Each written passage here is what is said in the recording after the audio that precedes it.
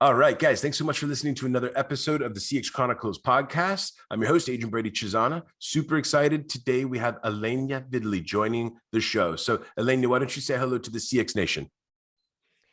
Hello, thank you so much for having me, Adrian. Such a pleasure to be here. And hello, everybody, whoever is listening. It's amazing to be interviewed by you. Well, no, I'm excited to have you. And I think, obviously, as everybody listening to the show knows, we are just constantly on this global search because Ilenia is joining us from Italy today. But we're always trying to just find what other customer-focused business leaders across the world are doing, what they're thinking about, where are they investing, what are some of the connections and the clients and some of the customers that they're working with seeing. So I'm pumped to have you on the show today, and I'm really excited to kind of have you share your story and talk about some of the awesome things that you guys are doing over on your side of the pond. Why don't you start off and just set the stage, Elaine, to give us a sense for how did you get into this whole customer experience, customer success, customer centricity world? How did you get into this game? Ooh, it's a long story.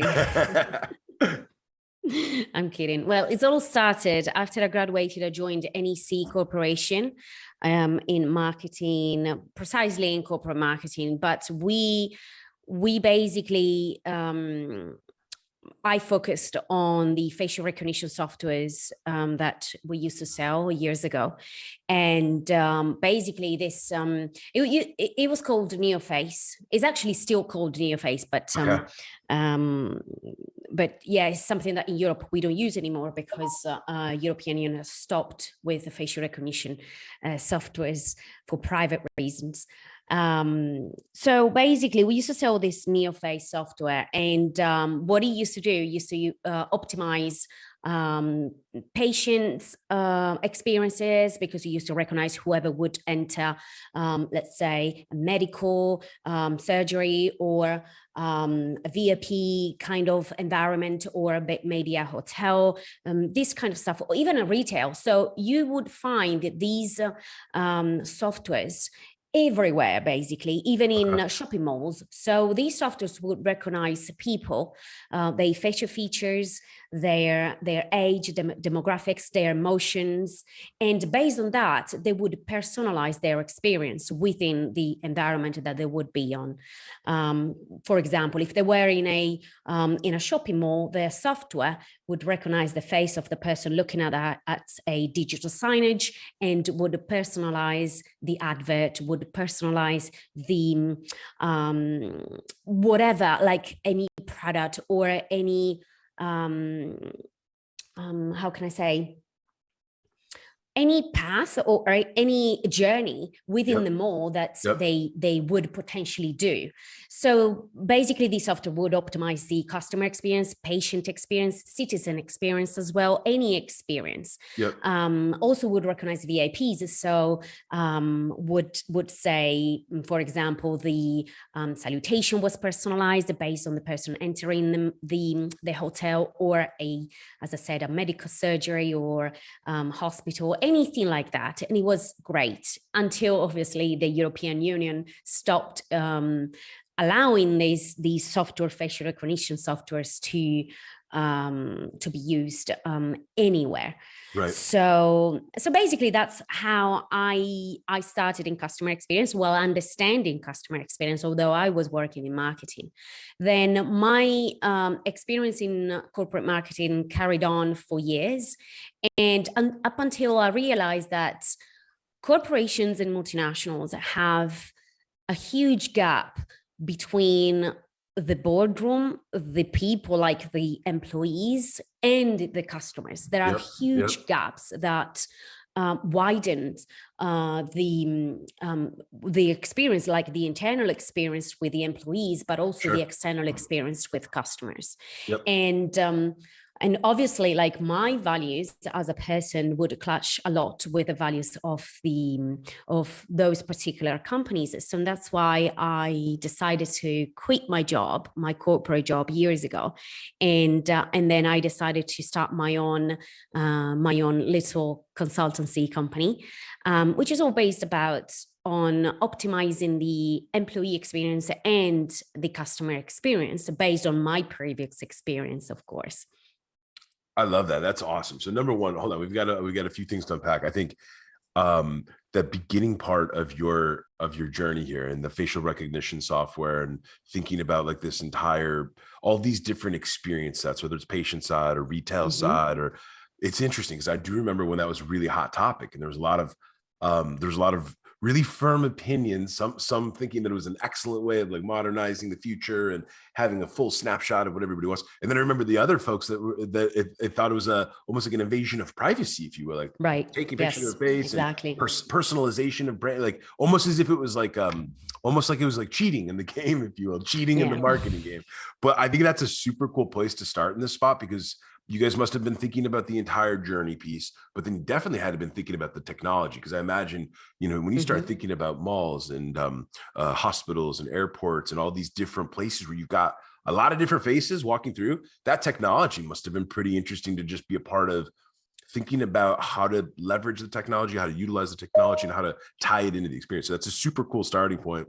And then lastly, so I love, and there's so many awesome guests we have in the show that kind of got to that point where after they saw a lot of this stuff with big businesses or some of the early companies that they were working with in their careers, you decided, as you just said, to go start your own business and start helping a bunch of companies with this type of work. What was that initial scary period like for you, Ilenia? How was it like those, let's say the first year of getting your business up and running and starting to try to find clients and working with different customers? What was that like? Oh, well, it was a little bit of a mess, especially because as I would come from corporations, when you work in a multinationals, you do your own little bit, right? Yeah. So you don't know anything about finance, anything about accountancy, accountabilities, this kind of thing, or even like sales. I didn't know how to sell anything, because I used to work in marketing and customer experience and optimizing the experience of citizens and passengers and customers, as I said. So I didn't know anything about all the other things that are part of a company, basically. Right. And I had to learn everything from scratch, even doing my own website, because initially, of course, the budget was very tight. Yes. So I started with doing everything on my own. So I basically self-taught myself a lot of things. I bet. So initially it was a little bit of a mess because of all of these things, new things that I had to learn, and I had to join all the points and all the dots and get running. Basically. It's definitely, as any entrepreneur, any founder, or any of the startup leaders that have really kind of founded some of their businesses and their teams that are listening to this, they're all gonna completely appreciate that. In the beginning, man, it is so difficult, Ilenia. It's like as you just mentioned, you're wearing way more hats than you ever thought, even when you knew going into it that it would be crazy. And then you're right, the learning part. I love that you bring this up, because for a lot of founders and a lot of builders of tomorrow's companies, you are on a constant learning voyage. It's really crazy. It's like every damn day or every single week, just when you thought you like learned a whole other set of playbooks or a whole other, skew of information that you needed to know, you come back to work on Monday and then you realize, oh wait, now I got to learn this next thing. So, but I tell you what, it's part of the fun of the journey. And I also think for so many startup founders and business leaders and business executives who are building these companies, that is, I think, where that intimate involvement, awareness, appreciation, and just general understanding of customers, that's what sets them apart, and that's what sets them up to be able to be successful and build these companies into something that multiple customers and multiple employees get to come around as they build it. So that's awesome. Ilenia, I'd love to kind of jump into the first CX pillar. Talk about some of the different teams that you get to work with today, or talk about some of the different things that you're learning while working with some of these customers that you have and working with some of these clients that you have when it comes to that first pillar of team. Oh, of course. So one of the things that I see a lot, and this is a common pattern that I see in companies, regardless of the size, regardless of the sector, is that every department and every seniority has their own perspective of things, but nobody has a customer perspective of things. Yeah. Yep. And that is a huge problem for companies that say that they are customer centric or say that they care about their customers, But in fact, they are all disconnected. All departments are very disconnected between each other. And therefore, it's very difficult to put the customers at the center. Yep. So that's what I see a lot these days. And so, for example, like the boardroom has their own perspective, and customer care agents or call center agents, they have their own perspective, and they see the world from their perspective. So it's really difficult to put the customer at the center if we all have a different view of the customer or the customer experience. That's what I see, and that's what basically I am. My job is to optimize this view and to put the customer at the center of the organization and try to join everybody to see things from the customer perspective instead.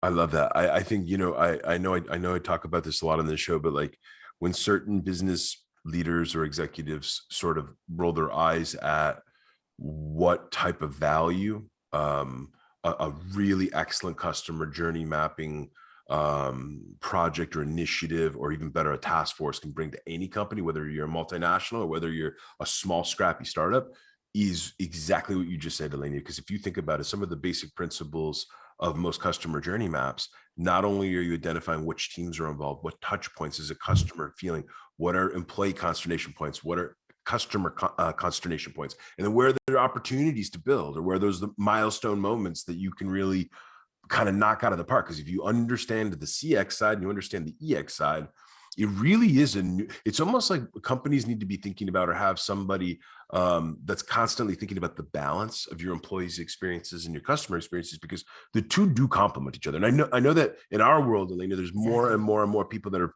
getting loud and proud about this idea. You got it. The only way of world-class CX is if you have world-class EX. You have to have people that are completely aligned. They understand why they're there. They understand their role. They know exactly what's expected of them. And the customer's going to feel that type of a team every single day of the week. They're going to feel that they're well informed, they're motivated, they're involved in it. So I totally agree. I think that's one of the easiest things that any business leader or executive can really kind of focus on. But before we move forward, I'd love to, has there been any either team exercises, or has there been any team dynamics, or just general ways that you've seen some of these teams led or managed that have really kind of stuck out to you over your journey? Is there one or two things that you've kind of seen that could be a really easy way for some of our listeners to kind of take that bit of knowledge and kind of bring it back into their own business? Oh, for me, like the best thing you can do for teams to really understand what customers feel is to actually let them put themselves in the customer's shoes. So make them do the right exercises to actually see the customer journey and to feel the customer journey. So like, when we talk a lot about empathy, that empathy will not be understood enough unless we do not just a customer journey mapping, but you actually go there and feel what the customer is doing. Hear it. Yeah, exactly. So you go into the retail store, for example, and you walk in that retail store, you talk to the person who's serving the customer, and you actually do and try to do exactly what the customer is doing. Yep. Exactly that I feel is empathy, that I think that's basically when employees, but not only employees, like the whole organization should be doing this, Absolutely. Because I also have I talk to executives who believe that they are customer centric and they never talk to a customer. So there's a lot of them. I know, that's what I'm saying. So for example, if right now I'm doing a training for a telecommunication company, which is one of the most difficult sector out there. And I'm training 200 customer care agents. They basically talk to customers every day. They know what the pain points are. They know what the problems are. They know their customers. So the people at the top, they don't really understand unless they pick up the phone and talk to customers. And that's why I think we all should be walking in the customer's shoes, but actually talking to customers every day, not just customer care agents. Do you know what I mean? I So absolutely do. I'll tell you, Ilenia, for me in my career, and many of the startups that I worked at in New York City, and then with all of the incredible customers that we're working with today at CX Chronicles, one of my absolute favorite things has always been customer listening tours. And it's funny because like it's really interesting too. In your first 30 days, you spend a lot of time with the team and a lot of time with the executive team and a lot of time with the product, just learning the internal stuff. And then nothing's better than the next 30 to 60 days, you get to go out and you start talking to customers who are actually using the product, using the service, absolutely, leveraging the team, to your point, leveraging the customer success or customer care team. And it's always incredible to hear the differences, right? You hear like the internal items that are core focus areas, but then you go talk to customers and you hear the external ones. And it's always interesting to kind of see what the difference is or where the commonalities are, because that's where you can really begin to kind of dig in and kind of make sense of where you're going to get the most bang for your buck and where you're going to be able to really double down in terms of some of that success. So I love that. And then I'd love to dive into the second CX pillar of tools.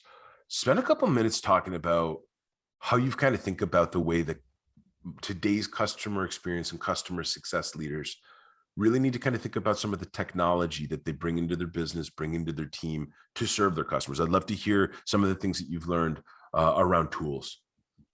So yes, absolutely. What I often see is that there are loads of nice and bright and shiny tools out there.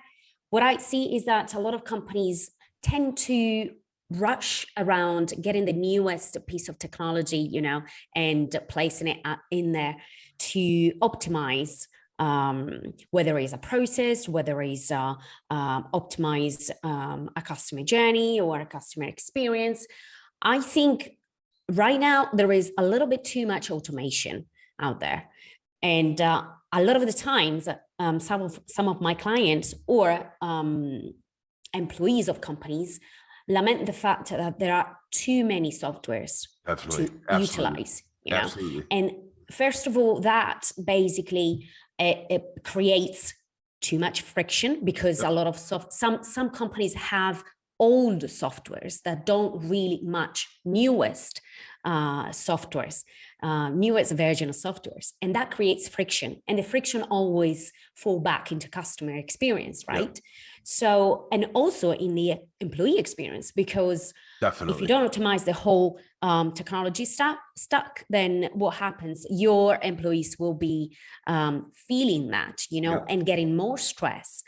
A lot of employees say to me, a lot of stakeholders, internal stakeholders say to me, well, we have too many softwares. Sometimes to help a customer with something, we have to open up like 6 or 7 softwares, which is way too much. Right? Way too many. Yep. And it's way too much. So I think we really need to step back a little bit and really think, what do we actually need in terms of technology and tools? Because it's easy to get the newest software out there in place, but we really need to understand, do we actually need this software? Is it helping our employees, or is it helping our customers, or is it making our stakeholders' lives more difficult? Yep. So that's another thing that I see out there. There is too much tendency to get and to optimize, to optimize as well, but to automate things. And too much automation is actually decreasing the human touch that customers need today, So I think there should be a balance. We need to reach the right balance between technology and the human factor. Yeah, I absolutely love that point. Two follow-up items on it. Number one, you just absolutely nailed it, where especially in the growth focused business sector, Ilenia, where like companies are, you're right, they're attracted to shiny new pieces of software. Maybe they think that the differentiator or their competitive advantage is to avoid maybe an older, seasoned, mature solution. Yeah. So they'll go get the new bright, shiny one. And then it presents a couple of different problems. Number one, you're absolutely right, where so many of these companies, after a year, 2 years, 3 years of building and growing, they turn around and all of a sudden there's like 27 different tools that people are expected to use. There's a variety of problems with that. Number one is just your general budget, right? You're spending a lot of money that you probably don't need to be spending as a business.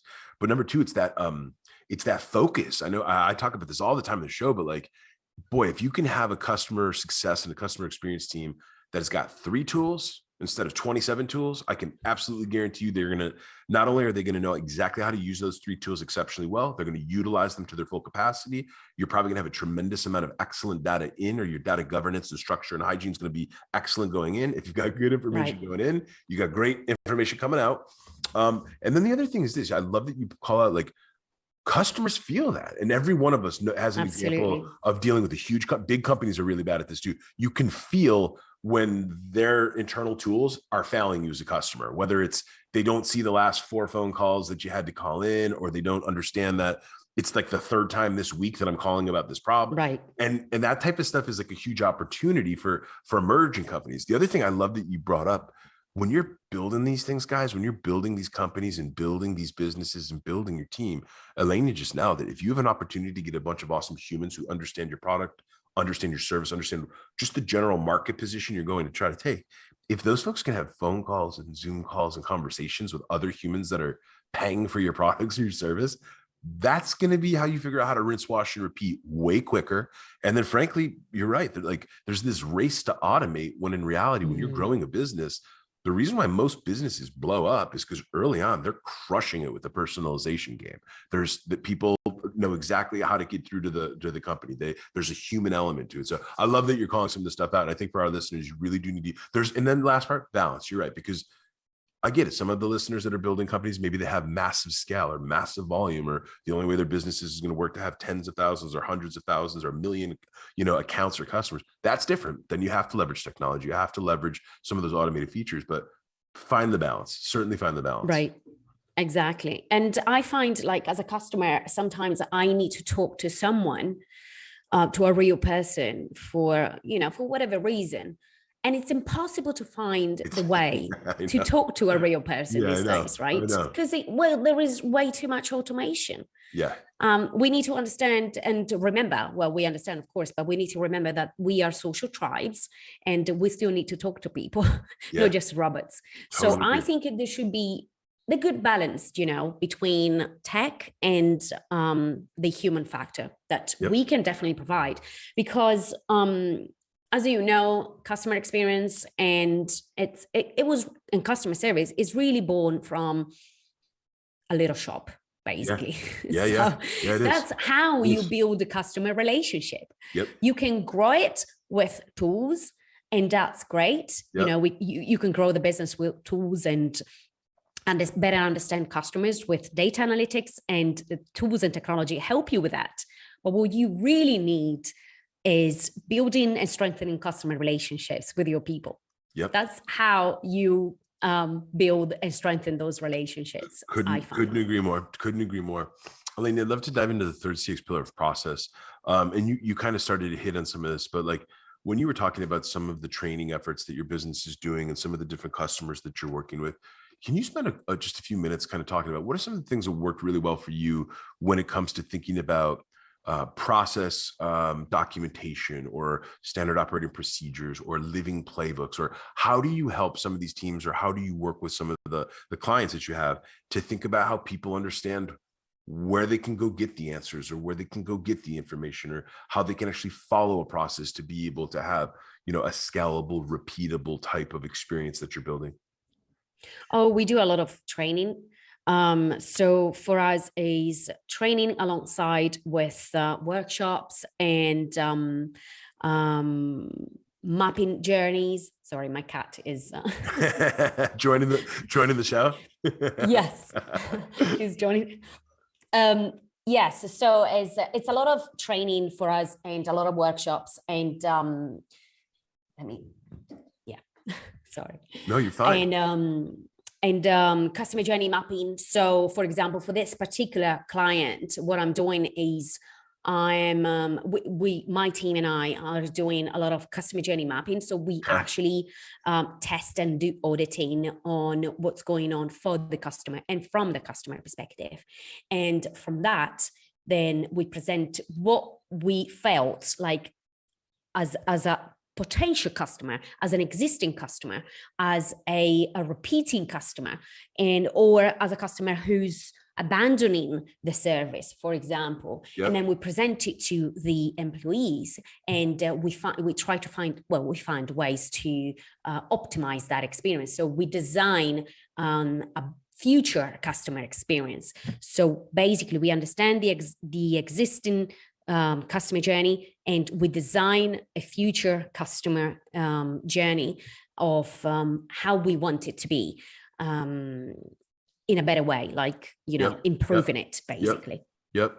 Do you find that typically when you kind of embark upon some of these journeys, or when you're trying to dig into some of the process elements that a given company are really going to have to focus on to be able to find their success, what level of involvement from employees or from the team or from the staff do you find to be like the right amount, or to like what level of involvement do you want the employees completely entangled in those exercises? Do you need them a little bit of distance? What have you kind of found from some of your work that's kind of worked the best? Right. So for my point of view, I want most of the depends on how big is the company. But for example, for this particular company that I'm working on, I want to talk to most of employees, because they have the right answer, especially with the employees that are customer facing employees. Definitely. They have the solutions. They already know. They know exactly what's going on. Yep. They know exactly the customers, why things are not working, what are the processes that are not working within the company. So I want to understand from their perspective what's going on and how we can optimize. So they have the answers, right? Yep. And that's why, from my perspective, I want to talk to everybody. I want to talk to the processes people. I want to talk to the customer agents, customer care agents. I want to talk to also the managers, like from their perspective, what's going on, why things are not working from their perspective. Because sometimes it's not just in the hands of managers and directors, it's in the hands of the bureaucracy that's inside of a company and the culture of a company, that it's been like that for many, many, many years. And, it doesn't change, because this is the way we've been doing and this is the way that we do, but it doesn't mean that is the right way. Okay. So for me, I need to involve everybody. So I do like interviews kind of thing, with everyone, and I ask them questions, and then I gather my group of people and the people inside the organization, and then we design better way of dealing with customers, or internally and externally. So better employee experience, better processes. This doesn't work. How can we make it better? And then we design better customer journeys and customer experiences, basically.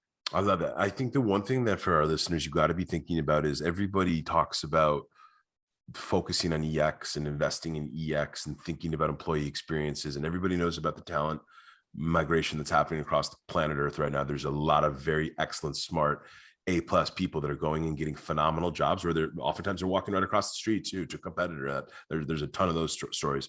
But one thing that Ilenia just said that I think is so easy to bring back to your business, like today, once you start to include some of those excellent guys and gals inside of the journey map exercises, inside of the interview exercises, inside of the playbook writing, like you start to get some of these managers and these directors who are just salivating to get more. They want to do more. They want more responsibility. They want more authority.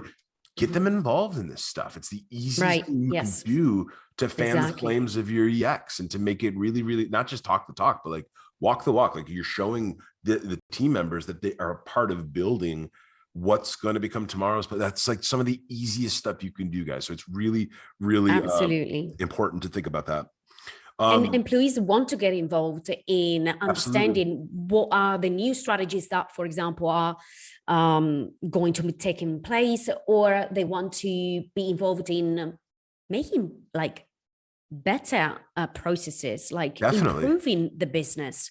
They want to get involved in the high level strategies. And to your point, Ilenia, the high level versus the mid level versus the boots on the ground, you're going to get wildly different feedback, right? You're going to, the executive thinks everything's beautiful and glorious and spot on. And then you talk to the incredible lady that has 100 of those conversations a day. And she's like, dude, our product is broken here. Our service Right. elements are broken here. We struggle to Spot deliver on. here. And so like even finding those differences and kind of like getting into the middle of it where you could figure out how to start making some progress. That's one of the best parts of some of the stuff that we're talking about right now. You know, Adrian, we are consultants. We are basically a little bit psychologists in a way, because we have to hear a lot of business therapists. Yes, we are. Gosh, we are. We have to hear a lot of complaints from the people at the top, the people in the middle, and the people at the bottom. Yeah. You know, so it's a lot of like information in your head, and you need to. It's like a knot. You need to try to make a straight line, isn't it? Another thing that I want to add here is that we shouldn't forget the most important stakeholder. So involving customers is the best strategy of all, right? Because they obviously understand the customer experience better because they walk in it every day and all the time. 100%. So we need to understand their perspective. And for my book, I interviewed a company, a utility company that does this exercise very, very often. They in new product creation, they involve customers all the time to co-create a product, to co-create an experience. And that's the best strategy, you know, because you get all the answers because they will tell you what they want. 100%. Yep. And you're right. You're getting those customer blueprints and those customer ID or customer fingerprints all over the early product. You're getting their suggestions, their ideas, what they love, what they don't love, what they'll pay more for, what they'll pay less for. Huge. Those are all some of the easiest ways that you can really start cooking with gas. Ilenia, I'd love to dive into the fourth and the final 6-pillar feedback. And we're already starting to hit on some of this. You mentioned some of these employee interviews, and you mentioned some of these customer interviews, but I'd love for you to spend just a few minutes. What are some of the ways that you've kind of not only just like collected feedback, whether it's from customers, whether it's from some of your clients, employees, but what are some of the things that you've kind of learned as you've progressed in your journey for how to act upon that feedback? I'd love for you to spend a few minutes just talking about feedback. How do we collect feedback, you mean? Feedback, yeah. So like essentially, let's start with customer feedback. I'd love to just hear some ideas for some of the things that you've seen done exceptionally well for gathering and then acting upon customer feedback. And then I'd love for you to share some examples on the employee feedback side too, as well. Yeah, so employee feedback, I told you already, basically, we just do interviews and questionnaires and surveys to understand whether they are anonymous surveys or full name surveys. That's fine. That's what we do. And for customer feedback, we either get a number of people to co-create experiences with us. We also have tools that collect customer feedback, collect data, of course, from social media, for example, that do social listening in a way, and surveys. We did a lot of surveys and questionnaires and things like that. So that's I'm not sure whether I'm answering your question, but that's how we collect feedback from customers and employees. Nope, that's awesome. Yep, that's awesome. All awesome mediums and great ways of acting upon it. What are some of the things? So once you've used some of these mediums to get that feedback in, what are the 2 or 3 things that you would kind of give to our listeners as some advice for how they can act upon the feedback? Once they get the surveys back, once they get the questionnaires back, once they've done the interviews, what do you do next? What are like 1 or 2 ideas that you would bestow upon the listeners? Oh, analysis. Analyze everything, and first of all, understand. You need to contextualize a lot because, like, for example, I see a lot of companies using NPS and using other measurement, you know, of measuring customer experience, for example, customer satisfaction scores and etc. But if you don't contextualize those measurements, then it's very difficult to understand what's wrong, what's going on, why that customer gave you, for example, a low rate a low score or is not happy with the experience. So we really need to understand and contextualize all those feedback and questionnaires. And a lot of clients, a lot of customers they're not very, what's the word? Honest, straight on with what's going on. So with why they're not happy, because people, they don't really want to share too much, let's say, in a way. So it gets quite difficult when getting customer feedback, especially, for example, I see a lot of call centers that ask for customer feedback at the end of the call. Especially when a customer is upset, know. And at that point, the customer is so angry that even though they want to leave a good feedback for one side of one part of the customer experience, they will leave like that negative feedback for everything. Absolutely, the whole thing is spoiled. Exactly. So exactly. And, but we really need to contextualize what's going on. And I think a lot of companies, they have issues with that, because they send just automated customer feedback, asking, for example, on the phone. And it's really difficult to contextualize that. How would I say, yes, I'm not happy, but why you're not happy? So that's why it's a little difficult in a way. There's a number of different ways you can do it, but I love that idea of contextualization, whether it's thinking about once your company gets really excellent at collecting this feedback, how do you compartmentalize it? How do you, in the analyzation process, how do you compartmentalize it? How can you create tags or specific buckets to really pull out what the different tranches of feedback are telling you? Then there's a ton of other ways you can cut this stuff when you're thinking about what types of customer segments are we even looking at? Are these early customers? Are these customers that we just signed on in the last night? There's a number of different ways that you can carve this up, but I love some of those ideas. Ilenia, this has been an absolute pleasure. Before we wrap up, I want to make sure, where can people, I want you to please let people know about your new book and where people can find out more about your new book. And then where can people find out more about some of the incredible work that you're doing on the customer centricity side? Where can people get in touch with you? Oh, absolutely. So my book, Journey to Centricity, is it can be found on Amazon and on all major online retailers. And people can find me on my website, ileniavidili.com, and on LinkedIn. I'm quite active on LinkedIn. Actually, I haven't been in the last few weeks, but usually I am. You've been busy, that's why. Yeah, exactly. But usually I am. So LinkedIn, and my book is on Amazon, and also on my website, ileniavidili.com. I love it. Well, Ilenia, it was a pleasure having you on the CX Chronicles podcast. We look forward to seeing what you're going to do next. And I absolutely look forward to staying in touch with you moving forward into the future. Thank you so much for having me, Adrian. Absolutely.